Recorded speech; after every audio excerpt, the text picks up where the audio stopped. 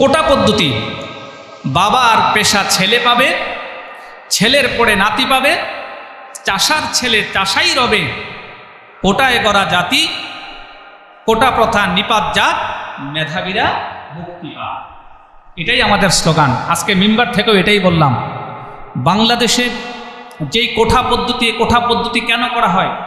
যদি ক্ষুদ্র নৃগোষ্ঠী থাকে, যদি কোনো বিপদগ্রস্ত জাতি থাকে, যদি কোনো বিশেষ কারণে দেশের জন্য অগ্রণী ভূমিকা পালনকারী কোনো জাতি থাকে, তারা যদি একটু পিছিয়ে পড়ে তাদেরকে টেনে উপরে আনার জন্য কোটা ব্যবস্থা চালু করে কোটার মাধ্যমে তাদেরকে বিভিন্ন সুযোগ সুবিধা চাকরি নকরি দিয়ে তাদেরকে টেনে আনা হয়।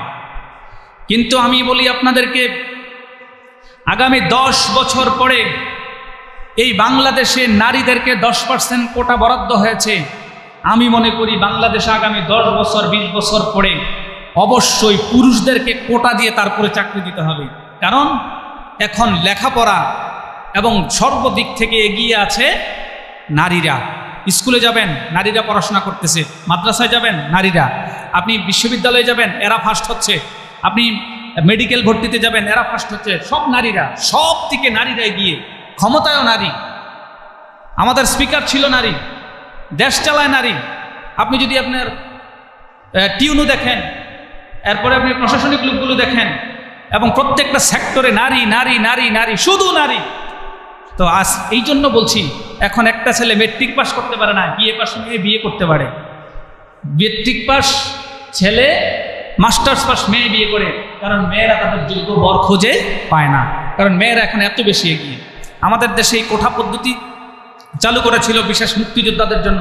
ভালো কথা, আপনি মুক্তিযোদ্ধাদের জন্য 1972 সাল থেকে 76 সাল পর্যন্ত 20% পদে মেধাবীরা, মাত্র 20% পদে মেধাবীরা নিয়োগ পেত, আর 80% পদে নিয়োগ দেওয়া হতো শুধুমাত্র কোটাদারি যারা ছিল।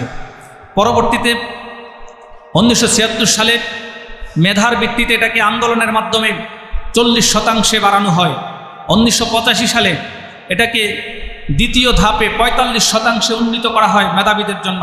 পরবর্তীতে আবার যখন প্রচুর পরিমাণে আন্দোলনের মুখে এটাকে কিছুটা বাড়িয়ে এটাকে সর্বশেষ আপনার 46% পর্যন্ত করা হয়।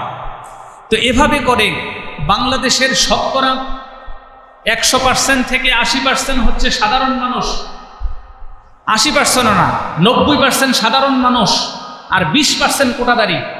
আপনি মুক্তিযোদ্ধা কোটায় রাখলেন 30%, আপনি সাধারণ যে নারীরা আছে তাদের জন্য রাখলেন 10%, আপনি আমাদের যে উপজাতি আছে যারা ক্ষুদ্র নৃগোষ্ঠী তাদের জন্য রাখলেন 5%। আপনি এভাবে করে 45% আমাদের দখল হয়ে গেল শুধুমাত্র কোটার মাধ্যমে মাত্র। তারপরে আবার যারা প্রতিবন্ধী তাদের জন্য রাখা হয়েছে 1%। এভাবে করতে করতে আমাদের কোটার মাধ্যমে আমাদের সব চাকরি নকরি যা সব শেষ হয়ে যাচ্ছে। আর এদিকে মেধাবীরা বেকারত্বের অভিশাপ নিয়ে দিনের রাত করছে। অনেকে বিয়ে পর্যন্ত করতে পারছে না, অনেকের বিয়েটা হচ্ছে না চাকরির জন্য। মেয়ে বিয়ে করতে গেলে মেয়ের বাবা বিয়ে দেয় না, বিভিন্নভাবে তারা ক্ষতিগ্রস্ত হচ্ছে। এই বিষয়টা থেকে আমাদেরকে উত্তরণ করা অনেক বেশি জরুরি। কি বলেন, জরুরি কিনা? এই কোটা পদ্ধতি আপনারা চান? আমরা এই কোটা পদ্ধতি চাই না। এই মেম্বার থেকে আমরা বলতে চাই, যদি কোটা পদ্ধতি বাংলাদেশে রাখতেই হয়, একেবারে সীমিত সংখ্যক কোটা পদ্ধতি রেখে অতীতের মতো সংস্কার করে আমাদের মেধাবীদের জন্য এই দরজাটা খুলে দেওয়া হোক, যাতে করে আমাদের সকল সন্তানেরা, আমাদের সমস্ত মেধাবী সন্তান যারা আছে তারা যাতে করে যোগ্য জায়গায় যোগ্য চাকরিটা নিয়ে তারা তাদের পরিবার পরিজন আত্মীয় স্বজন মা বাবা সকলকে যেন সুখী করতে পারে। এই বিষয়টা সম্পর্কে প্রত্যেকে কথা বলবেন, প্রত্যেকে আওয়াজ দিবেন। আমি শুনতে পেয়েছি আমাদের কুমিল্লা বিশ্ববিদ্যালয়ে গতকালকে পুলিশ আক্রমণ করেছে।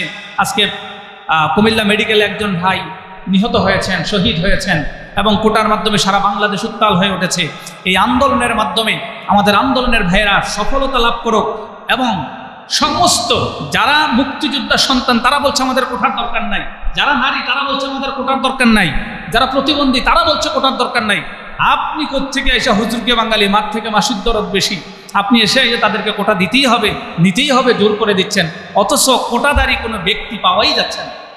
30% কোটা মুক্তিযোদ্ধাদের জন্য রাখা হয়েছে, 10% লোকও পায় না তাদেরকে চাকরি দেওয়ার জন্য। এটা কোন দেশ? এটা কোন দেশ? নাম লিখতে জানে না, ভালো করে আমি স্কুলে যাই ইংরেজি করতে পারে না, এর দিয়ে রাখছে আপনার স্কুলের শিক্ষক, এর দিয়ে রাখছে আপনার ওই বিভিন্ন বড় বড় পদের চাকরি, ওই বিভিন্ন বাহিনীতে চাকরি, সরকারি চাকরি। ওরা কথা বলতে পারে না, কোনো রকমে টেনে টুনে পাস, ওই যে কোটা। আর এদিকে ভালো পড়াশোনা করে A+ পেয়ে লেখাপড়া করেও তারা চান্স। আমাদের সন্তানেরা কেন রাস্তায় দাঁড়াতে হবে? আমাদের সন্তানেরা কেন রাজপথে নামতে হবে? কেন মাইর খেতে হবে? কেন গুলি খেতে হবে? কেন মিছিল মিটিং করতে হবে? কেন? এটা তো আমাদের সাংবিধানিক অধিকার, রাজনৈতিক অধিকার। আমরা বাংলাদেশের নাগরিক, আমরা বাংলাদেশের সন্তান। এজন্য আমাদের সন্তানদেরকে আল্লাহ তাআলা সরকারের উপরে সমজ দান করুক, আমাদের সন্তানদের উপরে তাদের যে দাবি এটা আদায় হোক এবং আমাদের দেশটা শান্ত হোক। আমরা সকলে চাই কি চাই না? আল্লাহ তাআলা তৌফিক দান করেন, আমিন। আরো জোরে বলেন না আমিন।